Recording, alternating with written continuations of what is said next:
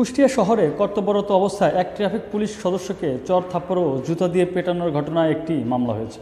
এরপর আজ সোমবার সন্ধ্যায় পুলিশ অভিযান চালিয়ে অভিযুক্ত দুই নারীকে গ্রেপ্তার করেছে। কুষ্টিয়ার অতিরিক্ত পুলিশ সুপার পলাশকান্তি নাথ রাত ৮টার দিকে এই তথ্য নিশ্চিত করেছেন। এর আগে সোমবার সকালের দিকে কুষ্টিয়া শহরে ব্যস্ততম কোর্ট স্টেশন রেলগেট এলাকায় কর্তব্যরত অবস্থায় এক ট্রাফিক পুলিশ সদস্যকে মারধর করেন দুই নারী। মারধরের ঘটনার সিসি ফুটেজ ফেসবুকে ছড়িয়ে পড়েছে। ফেসবুকে ছড়িয়ে পড়া ১ মিনিট ৪ সেকেন্ডের ভিডিওতে দেখা যাচ্ছে ওই ট্রাফিক পুলিশ কোর্ট স্টেশন মোড় এলাকায় দাঁড়িয়ে আছেন। এ সময় সড়কের বিপরীত দিক থেকে মধ্যবয়সী এক নারী হেঁটে তীব্র গতিতে ট্রাফিক পুলিশের দিকে যাচ্ছেন। ওই নারী ট্রাফিক পুলিশের সামনে গিয়ে ডান হাত দিয়ে সজোরে থাপ্পড় দেন।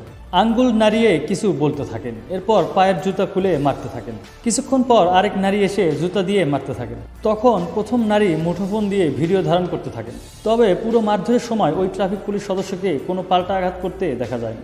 আশেপাশে দাঁড়িয়ে এবং সড়কে চলতে থাকা অন্তত ৩০ থেকে ৩৫ জন ব্যক্তি এ দৃশ্য দেখেন।